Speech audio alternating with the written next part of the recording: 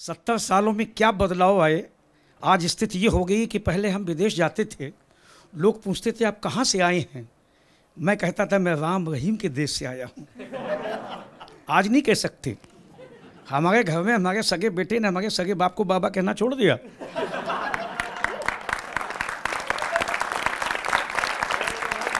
श्वेता जी, इस कार्यक्रम के प्रसारण के बाद में हम लोग तो निश्चित रूप से खुश होंगे, लेकिन कुत्ते टेंशन में आ जाएंगे, क्योंकि इतने लोग तो यहाँ पहले ही भौं-भौं करना सीख गए हैं, और प्रसारण के बाद सारे लोग अगर भौं-भौं करने की जगह है तो कुत्ते सोचेंगे अब हम क्या बोलें।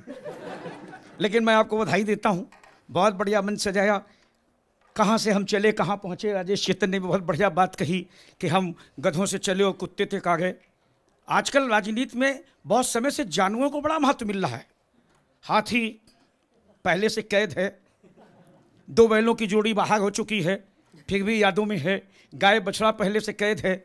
हमने नेताजी से पूछा कि आप गधे से लेके अब हम भौं-भौं कुत्ते तक आ गए, क्या आप सांपों तक जाएंगे? बोले नहीं, हम अपने वंश वालों पे कुछ भी नहीं कर पाएंगे। सोच समझ के लोग चलते हैं।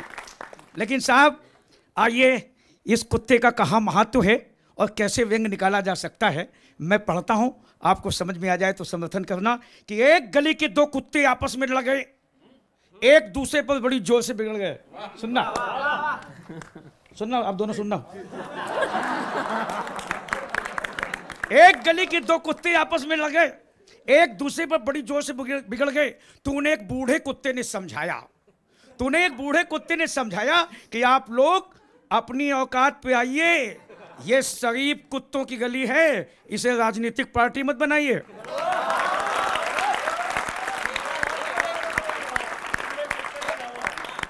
तो उन्हें एक बूढ़े कुत्ते ने समझाया कि आप लोग अपनी तहजीब में आइए, ये शरीफ कुत्तों की गली है, इसे राजनीतिक पार्टी मत बनाइए। तो उनमें से एक कुत्ता बोला, आदरणीय आप हमें गलत तरीके से समझा रहे हैं, हमें नेता बता के हमारा स्टैंडर्ड गिरा रहे हैं। तब सुनना कि हमें नेता बता के हमारा स्टैंडर्ड गिरा रहे हैं, क्योंकि हम कुत्ते हैं, आदमी को काट लें तो आदमी थोड़ी सी दवा में ठीक हो जाता है, जबकि उनका काटा पानी तक नहीं मांग पाता है।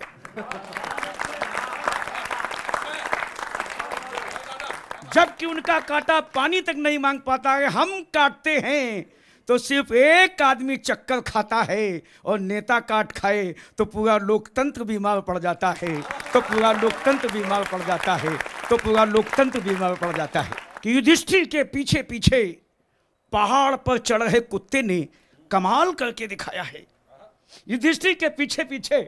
पहाड़ पर चढ़ रहे कुत्ते ने कमाल करके दिखाया है। वो युधिष्ठिर को पहाड़ से नीचे ढकेल कर हस्तिनापुर वापस लौटाया है।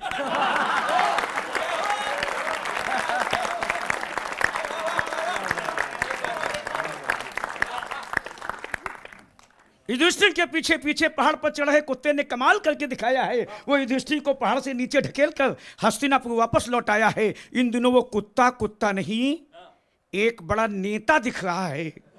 सुना है कि वो लोकतंत्र पर एक बड़ा ग्रंथ लिख रहा है।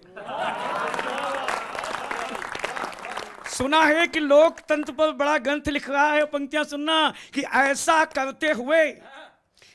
करते हुए उसे किंचित नहीं भय है, क्योंकि इस ग्रंथ पर उसे राष्ट्र रत्न की उपाधि मिलनी पहले से तय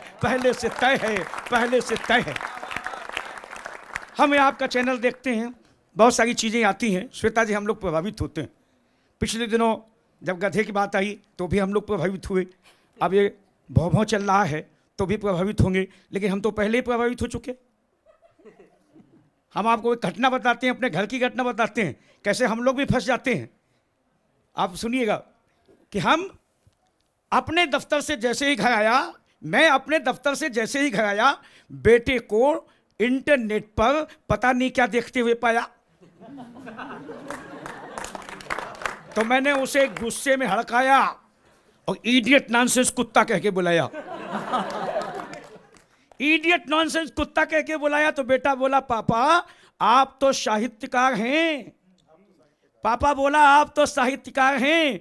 शब्दों के प्रयोग करने के मामले में अपनी औकात में रहा करें। हमें कुत्ता नहीं, कुत्ते की औलाद कहा करें।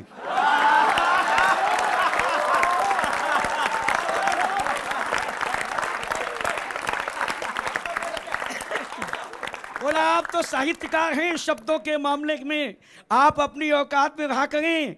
हमें कुत्ता नहीं, कुत्ते की औलाद कहा करें।